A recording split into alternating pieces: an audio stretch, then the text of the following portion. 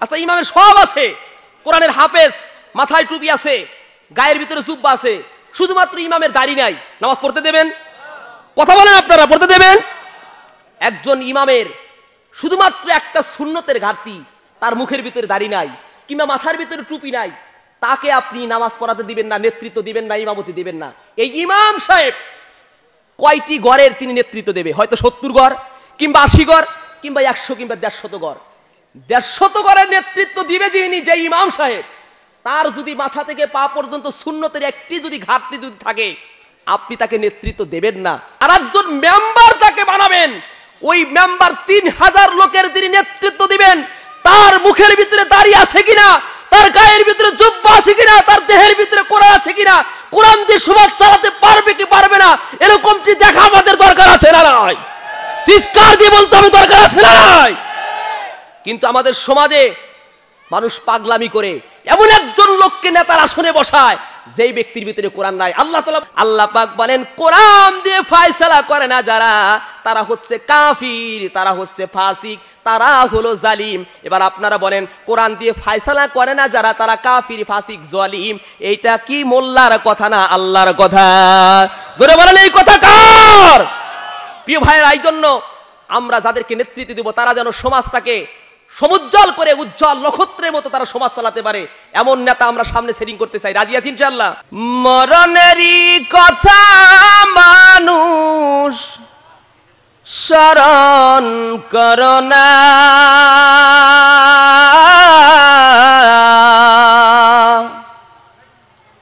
আজরাইলা শিলে কারো কৈফত মানবেন না।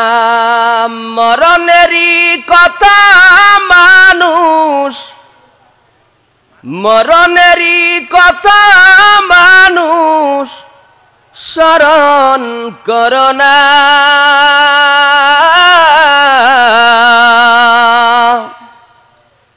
আজরাইলা শিলে কারো কৈফত মানবেন না, আজরাইলা শিলে কারো কৈফত মানবেন না। ও সে নামে আজরাইল, সেই ধরারি ওয়াসির, এক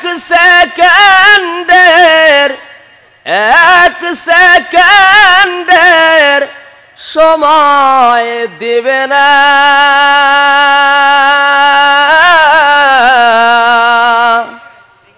আজরাইলা শিলে কারো কৈফত মানবেন না। মরণেরই কথা মানুষ, মরণেরই কথা মানুষ স্মরণ করোনা,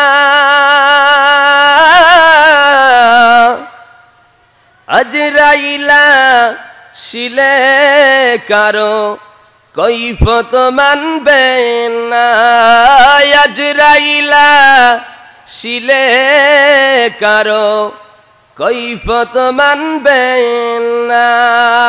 এটা এমন একটা কোরআন যেটার ব্যাপারে আল্লাহ তাআলা বলছেন, হুদাল্লিন নাস ওয়া বাইয়িনাতিন মিনাল হুদা ওয়াল ফুরকান। একটু সুবহানাল্লাহ বলেন। আল্লাহ পাক এই কোরআনুল কারীম নাজিল করেছেন আর বলছেন, এটা আমি নাজিল করলাম এই কারণে, হুদাল্লিন নাস, এটা মানুষের হেদায়েতের জন্য আমি আল্লাহ তাআলা নাজিল করে দিয়েছি। বলেন সুবহানাল্লাহ। ওয়া বাইয়িনাতিন মিনাল হুদা ওয়াল ফুরকান, এটা এমন একটা কোরআন আর এই কারণে নাজিল করেছি যেটা সত্য মিথ্যার বৈষম্য আর পার্থক্য আল্লাহ পাক এই কোরআনের মাধ্যমে ফাইন্ড আউট করে দেয়। সুবহানাল্লাহ বলে। কোরআনের সাথে যারা আছে আর যারা কোরআনের সাথে থাকবে, আল্লাহ তাআলা তাদেরকে ইহকালীন জীবনে শান্তি আর পরকালীন জীবনে দেবে আল্লাহ তাআলা মুক্তি। একটু জোরে বলেন সুবহানাল্লাহ।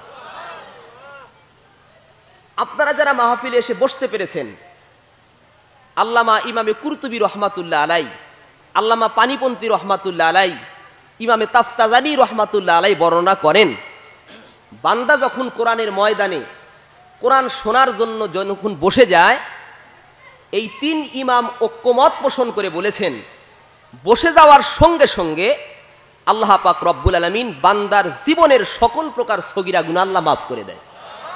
একটু জোরে বলা যাবে কি সুবহানাল্লাহ? প্রশ্ন আসতে পারে, হুজুর সগীরা গুনাহ তো মাফ হয়ে গেল, কিন্তু আমরা কি জীবনে কি শুধু সগীরা গুনাহ করেছি? না, আমরা তো গুনাহ করেছি জুনুবে আকবার, বড় বড় আমরা গুনাহ করেছি।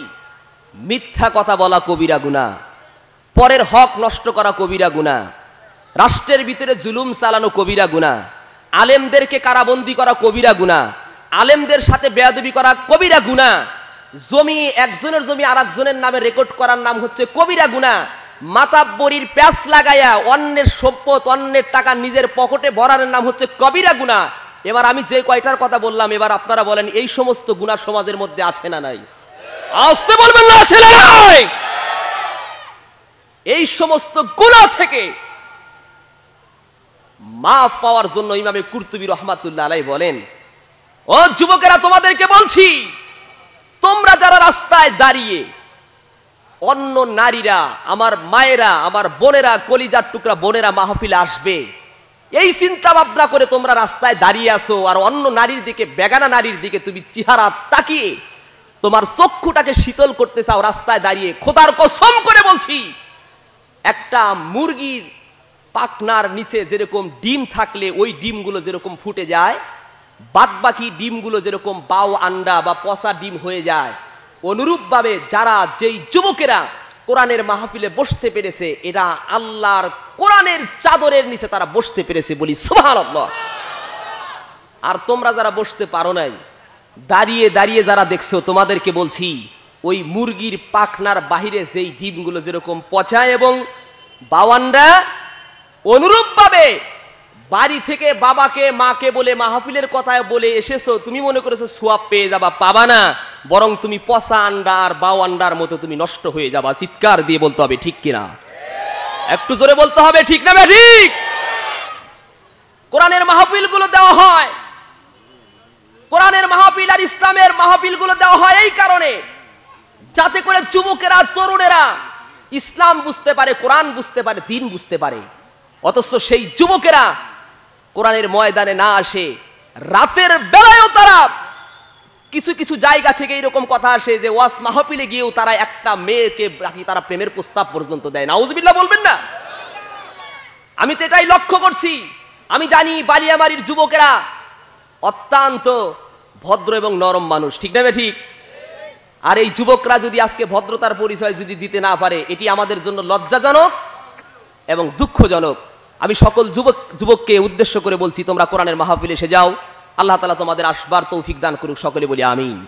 প্রিয় ভাইরা, বলতেছিলাম কোরআনের মর্যাদাটা এমন, হুদাল্লিন নাস ওয়া বাইয়িনাতিম মিনাল হুদা ওয়াল ফুরকান, এটা সত্য মিথ্যার পার্থক্য করে দেয়। ওই 3 ইমাম ঐক্যমত পোষণ করে বলে, বান্দার জীবনের তো সগীরা গুনাহ নাই, বরং বান্দার জীবনের বড় বড় কবিরা গুনাহ আছে, বড় বড় কাবিরা গুনাহ।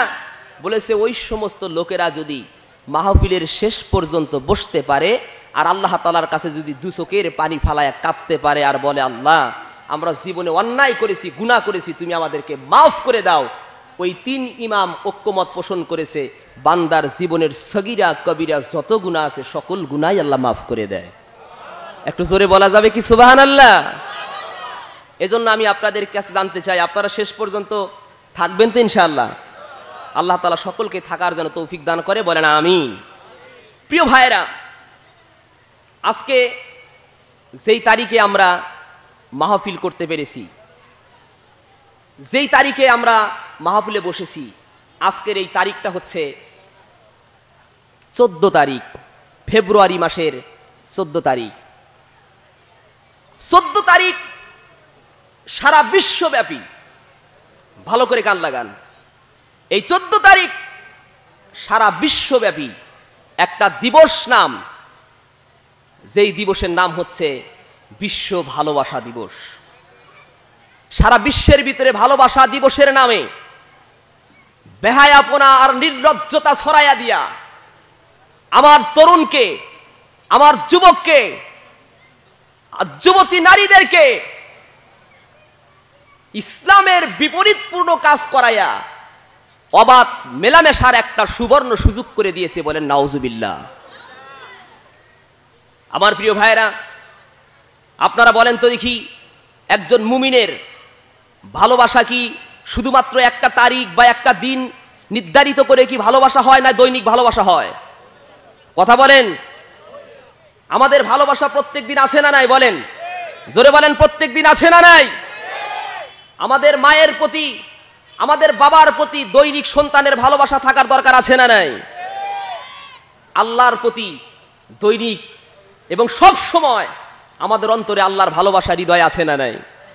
রসুলের প্রতি ভালোবাসা দৈনিক আমাদের অন্তরে আছে না নাই? রসুলের প্রতি, আল্লাহর প্রতি, দ্বীনের প্রতি যেই ভালোবাসা আমাদের অন্তরে দৈনিক আছে, আমাদের মা বাবার প্রতি প্রত্যেক দিন যেই ভালোবাসা আছে, আর একটা দিনকে কেন্দ্র করে সারা বিশ্বের ভিতরে আমার যুবকেরা, আমার তরুণেরা গোলাপ ফুল হাতে নিয়ে অন্য নারীর দিকে তাকায়া নির্লজ্জর বেহান করার মতো যেই ভালোবাসা দিবস পালন করতে চায়, এটা কখনো ইসলামের কাজ হতে পারে না। চিৎকার দিয়ে বলতে হবে ঠিক কিনা? আসতে বলবে না ঠিক কিনা? মুসলমানদের ভালোবাসা দৈনিক আল্লাহর জন্য, কোরআনের জন্য আছে না নাই? বলেন। দেখুন আশ্চর্যের ব্যাপার, এই ভালোবাসা করতে গিয়া, বেহায়াপনা ভালোবাসা করতে গিয়া বেশ কিছুদিন আগে সোশ্যাল মিডিয়াতে একটা জিনিস ভাইরাল হলো। ভাইরালটা কি? একটা নবজাতক ছোট্ট পুষ্পকবুল গোলাপ ফুলের পাপড়ির মতো একটা বাচ্চা, যেই বাচ্চাটা ঝলঝল করতেছে ক্যামেরার ছবিতে, ছবির ফুটেজের মধ্যে। একটা বাচ্চাকে এক নারী তার গর্ভে থেকে বাচ্চা হয়ে যাওয়ার সঙ্গে সঙ্গে নর্দমা ড্রেনের মধ্যে বাচ্চাকে ফেলে দিয়েছে। এরপরে নাউজুবিল্লাহ বলবেন না? অবাধ মেলামেশা করেছে, গর্ভে বাচ্চা চলে এসেছে। কার বাচ্চা মহিলা পরিচয় দিতে পারবে না। পরিচয় দিতে পারবে না বলেই এই মহিলার পেট থেকে যখন বাচ্চা হয়েছে, এই বাচ্চাটাকে একটা ড্রেনের মধ্যে ফালাইয়া দিয়েছে। কুকুর এবং শকুন তাদের নাকের ভিতরে, ব্রেন্টের ভিতরে আল্লাহ তাআলা এক ধরনের এমন কিছু ফিট করে দিয়েছে, তাদের নাকের গ্রানের কারণে দুর্গন্ধ আসলে পরে তারা বুঝতে পারে কোন জায়গায় কি আবর্জনা পড়ে আছে।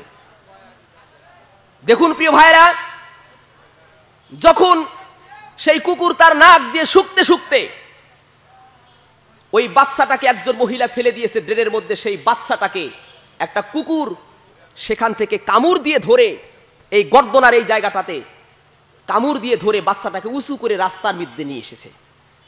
ফুটন্ত একটা গোলাপ, যেই বাচ্চাটাকে একটা কুকুর, পৃথিবীর নিকৃষ্টতম প্রাণী কুকুর, আর ওয়ালাকাদ কাররামনা বানি আদম, আল্লাহ তাআলা বলেছেন আমি মানুষকে সৃষ্টি করেছি, লাকাদ খালাকনাল ইনসানা ফি আহসানি তাকওয়িম, আমি মানুষকে এত সৌন্দর্য দিয়ে সৃষ্টি করেছি যা পৃথিবীর কোনো কিছু আর এত সুন্দর করে সৃষ্টি করি নাই। সুবহানাল্লাহ বলবেন না? পৃথিবীর সর্বশ্রেষ্ঠ মানুষ আর পৃথিবীর সর্বনিকৃষ্ট প্রাণী কুকুর, এই কুকুর কামড় দিয়ে ধরেছে সেই বাচ্চাটার গর্দনার ভিতরে, রাস্তায় নিয়ে এসেছে। এবার আপনাদের কাছে জবাব চাই, আপনারা বলেন, যেই ফুটন্ত গোলাপ বাচ্চাটাকে কামড় দিয়া একটা কুকুর রাস্তার মধ্যে নিয়ে আসলো মানুষের বাচ্চাকে, যেই বাচ্চাকে কামড় দিয়ে ধরেছে ওই বাচ্চাটার কি অপরাধ আছে?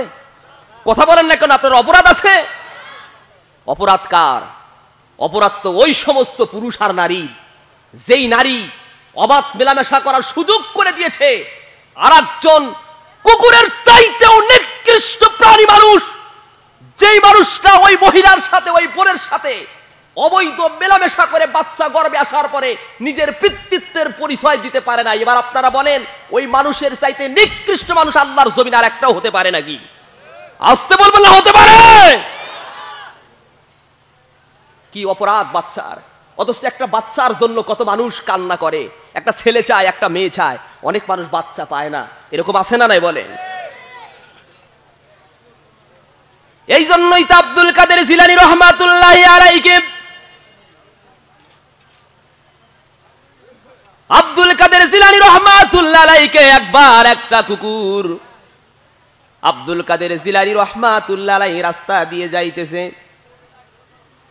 হঠাৎ করে ওই কুকুরটা জিজ্ঞাসা করল, আল্লাহর কাছে জবাব চেয়েছে, বলছে মালিক কারফুর জারির জন্য কথাটা শোনাচ্ছি। কুকুরটা জিজ্ঞাসা করলো আর ডাক দিয়া বলল, আব্দুল কাদের জিলানী, তোমার কাছে প্রশ্ন হলো, বলো তো দেখি তুমি ভালো নাকি আমি কুকুর তোমার চাইতে ভালো? আব্দুল কাদের জিলানী রহমাতুল্লাহ আলাইহি বিস্মিত হয়ে গেলেন, চোখটা তার বড় বড় হয়ে গেল, আর চিন্তায় পড়ে গেলেন, এই মুহূর্তে যদি আমি কুকুরকে ডাক দিয়ে বলি, কুকুর রে আমার চাইতে তুমি তো ভালো, তাহলে আল্লাহর কোরআনুল কারীমের আয়াতকে এরকম করে অস্বীকার করা হবে। কারণ আল্লাহ পাক বলছেন, লাকাদ খালাকনাল ইনসানা ফি আহসানি তাকওয়িম। আব্দুল কাদের জিলানী রহমাতুল্লাহ আলাইহি চিন্তার মধ্যে পড়ে গেলেন, এই মুহূর্তে যদি আমি কুকুরকে ডাক দিয়ে বলি, কুকুর আমার চাইতেই তুমি ভালো, তাহলে তো আমি আব্দুল কাদের জিলানী আল্লাহর কোরআনের বিরোধিতা হয়ে যায়। আর আমি যদি কুকুরকে ডাক দিয়ে বলি, কুকুর না তোমার চাইতে আমি ভালো, তাহলেও তো আমি ভালো কিনা মন্দ এটা তো পৃথিবীর কেউ খবর জানে না। কারণ খবর জানার একমাত্র মালিক যিনি, তিনি হচ্ছেন আমার রব। আপনারা বলেন তো, যিনি আমার রব, যিনি আমার সব, তিনি হচ্ছেন আমাদেরকে। আর একটু জোরে বলেন, তিনি হচ্ছেন কে? আব্দুল কাদের জিলানী রহমাতুল্লাহ আলাইহি চোখটারে বন্ধ করে দিয়া এবার তিনি চিন্তায় মগ্ন হয়ে ডাক দিয়া বললেন, কুকুর রে আমি তোমার প্রশ্নের জবাব পেয়ে গেলাম। তুমি আমারে যেই প্রশ্ন করেছো, তুমি ভালো না আমি ভালো, শোনো রে কুকুর শোনো, যদি আমি আল্লাহ তাআলা যেই অর্ডার আমাকে দিয়েছে, কুনতুম খায়রা উম্মাতিন উখরিজাত লিন-নাসি তা'মুরুনা বিল মা'রুফ ওয়া তানহাউনা আনিল মুনকার। একটু জোরে বলা যাবে কি আল্লাহু আকবার? তোমরা তো সেই জাতি, তোমাদেরকে সৃষ্টি করা হয়েছে মানবতার কল্যাণের জন্য। তোমরা মানুষকে সৎ কাজের আদেশ দিবা, অসৎ কাজ থেকে তোমরা ফিরাইয়া দিবা।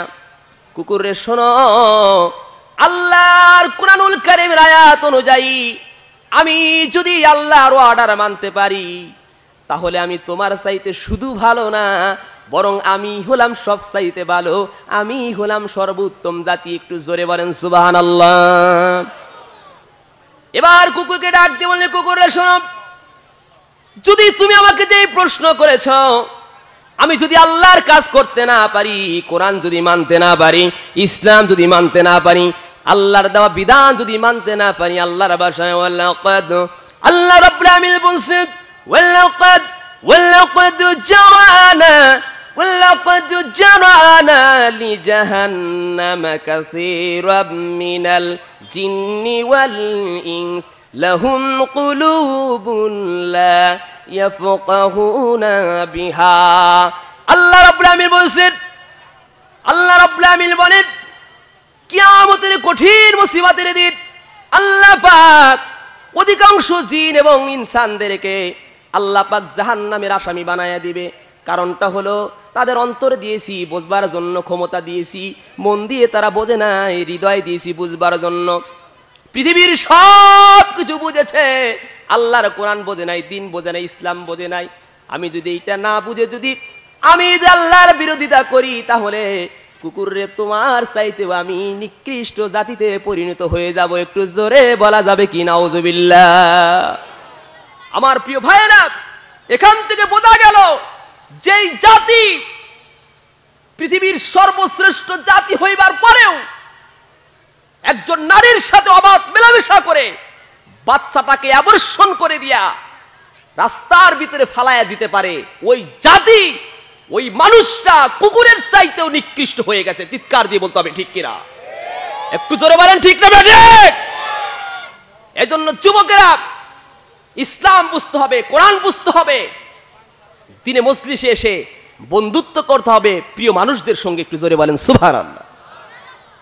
রব্বুল আমিন আল্লাহ তাআলা সেই ডিরেকশন দিয়া একজন মুমিন, যিনি মুমিন হবে, সেই মুমিনের সিফতগুলো আল্লাহ তাআলা সূরাতুল হুজুরাতের ভিতরে, হুজুরাতের 10 নম্বর আয়াত থেকে একজন মুমিনের সিফতগুলো আল্লাহ তাআলা সুন্দরভাবে চয়ন করে করে আল্লাহ তাআলা উত্তীয়মান করে দিয়েছে। বলি সুবহানাল্লাহি বিহামদি।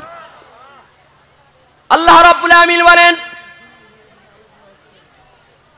ইন্নামাল মুমিনুনা ইখওয়াতুন ফাআসলিহু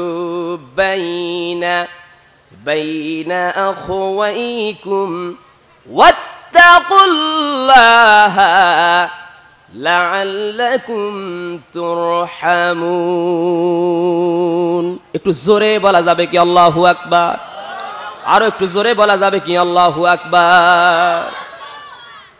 আল্লাহ রাব্বুল আমিন বলেন, নিশ্চয়ই মুমিনেরা পরস্পর সম্পর্ক হলো, একজন মুমিন আর একজন মুমিনের সম্পর্ক হলো পরস্পর তারা ভাই ভাই। যদি তাদের মাঝে কোনো বিষয় নিয়ে যদি কোনো কিছু হয়ে যায়, দ্বন্দ্ব হয়ে যায়, যদি জমি নিয়ে মারামারি হয়ে যায়, যদি তাদের মাঝে এরকম করে কোনো গাছ নিয়ে মারামারি হয়ে যায়, কোনো পুকুর নিয়ে মারামারি হয়ে যায়, রাস্তা নিয়ে মারামারি হয়ে যায়, কিংবা কোনো প্রকার ভোটাভুটি নিয়ে যদি মারামারি হয়ে যায়, দ্বন্দ্ব বিদ্বেষ যদি হয়ে যায়, আল্লাহ পাক রব্বুল আমিন সূরাতুল হুজুরাতের 10 নম্বর আয়াতে ভালো করে বলে দিয়েছেন, পৃথিবীর গোলামেরা শোনো, তোমরা পরস্পর মুমিনেরা হলা তোমরা ভাই ভাই। যদি তোমাদের মাঝে কোনো কিছু হয়ে যায়, তোমরা ফাসলিহু বাইনা, পরস্পর পরস্পরের কাজ হলো তোমরা নিজেরা নিজেদের মধ্যে তোমরা সমাধান হয়ে যাইবা। সুবহানাল্লাহ বলেন। কিন্তু আজকের সমাজে আমাদের মাঝে পরস্পর যেই সম্পর্ক, আমাদের ইসলাহ হওয়ার কথা, সংশোধন হওয়ার কথা, আমাদের মাঝে সংশোধন আছে নাকি ঘরে ঘরে আগুন জ্বলছে? বলেন, কথা বলেন, ঘরে ঘরে কি জ্বলছে? আমাদের দেশের নিয়ম হচ্ছে শত্রুতার জের ধরে কিংবা দলীয় জের ধরে সুযোগ পায়া অন্যায়ভাবে নির্মমভাবে মানুষদেরকে প্রতিঘাত করে, আঘাত পাল্টা আঘাত করে, উপরি চুপড়ি মানুষকে কষ্ট দেওয়া আরম্ভ হয়ে গেছে। চিৎকার দিয়ে বলতে হবে ঠিক না বেঠিক? আসতে বলবে না ঠিক না বেঠিক? আমার সমাজের লোকেরা যেই সম্পর্কের মধ্যে থাকার কথা আজকে তারা থাকতে পারে না। অন্যায়টা কি? দলে দলে বিভক্ত হয়ে গেছে। কেউ যদি বিপরীত দলের কথা বলে, ওই দলের কথা বলার সঙ্গে সঙ্গে তার বিরুদ্ধে হামলা মামলা ব্যবস্থা করে দিয়া তাকে জেলের ভাত পর্যন্ত খাওয়া, এরকম বদমাশি সমাজের মধ্যে আছে না নাই? আসতে বলবেন না আছে না নাই? প্রিয় ভাইরা, দুঃখের বিষয়, আমাদের মুমিনদের যেইভাবে আল্লাহ তাআলা চলতে বলেছেন, এই আয়াতে কারিমে কেন নাজিল হলো? আউস এবং খাজরাজ গোত্র, দুইটা গোত্র ছিল, খুবই শক্তিশালী গোত্র। এই দুই দলের মধ্যে খেজুর গাছের ডাল কাটা নিয়ে, আমি কিন্তু এই আয়াতের সারে নজুল বলতেছি, ভালো করে খেয়াল করেন। কোরআনের কথা, কোরআনের মর্যাদা ভালো করে বুঝবেন। আউস এবং খাজরাজ দুইটা গোত্র ছিল। খেজুর গাছের ডাল কাটা নিয়ে দুই গোত্রের মধ্যে ঝগড়া হয়। এক পর্যায়ে দেখা যায় আউস এবং খাজরাজ গোত্রের পূর্বে একটা ছেলের সঙ্গে, খাজরাজ গোত্রের একটা ছেলে, আউস গোত্রের একটা মেয়ে, তাদের মাঝে বিবাহ দিয়ে দেয়। এই খেজুর গাছের ডালকে কেন্দ্র করে ওই মেয়েটাকে নিতে আসলে ওই যে ঝগড়া হয়েছে তাদের খেজুর গাছের ডাল কাটা নিয়ে, এই ঝগড়ার জের ধরে মেয়েটাকে আর বাবার বাড়িতে পাঠায় না। আমাদের সমাজে এমন আছে যে যদি শ্বশুর বাড়ির সাথে কোনো কিছু হয়, মেয়েটাকে জেলখানার মতো, হাজতের মতো আটকায় দিয়া শ্বশুর বাড়িতে আর কোনোদিন ওই মেয়েটাকে পাঠাইতে চায় না। এরকম বদমাশ জামাই সমাজে আছে না নাই? আসতে বলবেন না আছে না নাই? আছে। এমনটি করা যাবে না, এরকম অন্যায় করা যাবে না, এটা ইসলাম সাপোর্ট করে না। এই আউস এবং খাজরাজ গোত্রের দুই দলের মধ্যে মুসলিম হওয়ার পরেও তারা যখন দ্বন্দ্ব বিদ্বেষ করতেছিল, আল্লাহ রাব্বুল আলামিন ঠিক সেই সময় মুমিনদের সিফত উল্লেখ করে সূরাতুল হুজুরাতের 10 নম্বর আয়াতে কারিমা থেকে মুসলমানদের সংশোধন হওয়ার ব্যাপারে একটা কথা বলতে থাকে। বলেন সুবহানাল্লাহ। বলা হয়েছে ফাসলিহু বাইনা, তোমরা পরস্পর দুজনে তোমরা সংশোধন করো, তোমরা ইসলাহ হয়ে যাও। যদি ইসলাহ হতে পারো, ইন্না সাদিক ইউবারিকাল্লাহু তাআলা ফিহা, তোমাদের পরস্পর এই সম্পর্কের কারণে আল্লাহ পাক তোমাদের ভিতরে রহমত আর বরকত দিয়ে ভরপুর করে দিবে। বলেন সুবহানাল্লাহ। কেমন রহমত আর বরকত দিয়ে ভরপুর করে দিবেন প্রিয় ভাইয়েরা আমার? যদি আমাদের মাঝে বন্ধুত্ব থেকে যায়, আমরা যদি পরস্পরকে ভালোবাসতে পারি, যদি দুজন দুজনকে যদি সংশোধন করে দিয়া, আমরা যদি অন্যায় জিনিসটাকে চাপায়া দিয়ে আমরা যদি মানতে পারি, আল্লাহ পাক কেমন বরকত দান করে দিবেন। ভালো করে কান লাগান, যুবকেরা ভালো করে কানটা খাড়া করেন, ও দলীয় ভাইরা ভালো করে কানটা খাড়া করে শোনেন। আল্লাহর কোরআন থেকে কথা বলছি, মিথ্যা কথা বলার জন্য আসি নাই। কিসসা কাহিনী বলে সময় নষ্টও করব না, বানোয়াট কথাও বলবো না ইনশাআল্লাহ তাআলা। আল্লাহ পাক রব্বুল আলামিন আয়াতে কারিমের ব্যাখ্যা দিয়ে বলেছেন, ইন্নামাল মুমিনুনা ইখওয়া, নিশ্চয়ই মুমিনেরা হবে পরস্পর ভাই ভাই, তাদের সম্পর্ক হবে ভাইয়ের মতো। নিজের জন্য যেই জিনিসটা তারা পছন্দ করবে, অপর মুমিনের জন্য তারা যেন পছন্দ করে। যদি তারা এই পছন্দ করে চলতে পারে, আল্লাহ পাক তাদের উপরে রহমত আর বরকত দান করে দিবে। বলেন সুবহানাল্লাহ। কেমন রহমত আর বরকত আর ভালোবাসা দিয়ে দিবেন প্রিয় বন্ধুগণ আমার? খলিফাতুল মুসলিমিন হযরত ওমর রাদিয়াল্লাহু তাআলা আনহু গভীর রজনীতে তিনি যখন ঘুমায়া গেলেন, বিছানার মধ্যে হযরত ওমর রাদিয়াল্লাহু তাআলা আনহু ঘুমায়া গেলেন। হযরত ওমর রাদিয়াল্লাহু তাআলা আনহু যখন ঘুমের ঘরে বিভোর হয়ে গেলেন, রাত্র যখন গভীর হয়ে গেল, দীর্ঘদিন পরে আমাদের প্রিয় নবী হযরতে মুহাম্মদ রাসূলুল্লাহ সাল্লাল্লাহু আলাইহি সাল্লাতু ওয়াসসালাম রাতের বেলায় হযরতে ওমর রাদিয়াল্লাহু তাআলা আনহু এর শিয়রে বসে গেলেন। স্বপ্নের মধ্যে চলে আসলেন হযরত ওমরের কাছে। হাতের মধ্যে হযরত রাসূল করিম সাল্লাল্লাহু আলাইহি সাল্লাতু ওয়াসসালাম সুন্দর একটা ঝুড়ি নিয়ে এসেছিলেন। ওই ঝুড়িটা বাম হাতের মধ্যে ধরে খলিফাতুল মুসলিমিন হযরত ওমর রাদিয়াল্লাহু তাআলা আনহু এর পাশে তিনি বসে গেলেন। আল্লাহর নবী বিশ্বনবী জনাবে মুহাম্মদ রাসূলুল্লাহ বাম হাতে তার খেজুরের ঝুড়ি, ডান হাতের 3টা আঙ্গুলি আল্লাহ রাসূল সাল্লাল্লাহু আলাইহি ওয়াসাল্লাম এরকম করে বের করে দিলেন। যেই ঝুড়ি নিয়ে এসেছিলেন হযরত রাসূল করিম সাল্লাল্লাহু আলাইহি ওয়াসাল্লাম, ঝুড়ির মধ্যে আল্লাহর নবী 3টা আঙ্গুলি ঢুকায়া দিলেন। আর 3 আঙ্গুলি দিয়া আল্লাহর নবী একটা খেজুর বের করলেন। আল্লাহর নবী খেজুর বের করে খলিফাতুল মুসলিমিন হযরত ওমরকে বললেন, ওমর রে, মুখটা খুলে দাও। হযরত ওমর রাদিয়াল্লাহু তাআলা আনহু যখন তাকে মুখটা হা করাতে বললেন, হা করে ফেললেন। আল্লাহর নবী ওই খেজুরের যখন বের করে ফেললেন, হযরত ওমর রাদিয়াল্লাহু তাআলা আনহু এর মুখের মধ্যে আল্লাহ রাসূল খেজুরটা দিয়ে দিলেন। খলিফাতুল মুসলিমিন হযরত ওমর বলেন, স্বপ্নের মধ্যে আমি খেজুরটা খেয়ে ফেললাম। আমি খেজুর যখন স্বপ্নের মধ্যেই চাবাইতেছি, এরকম করে চাবাইতে আমার কেমন জানি ঘুম ভেঙে গেল, স্বপ্নটা ভেঙে গেল। চমকে উঠলাম, দীর্ঘদিন পরে আল্লাহর নবীর সঙ্গে আমার স্বপ্নে সাক্ষাৎ হয়ে গেল।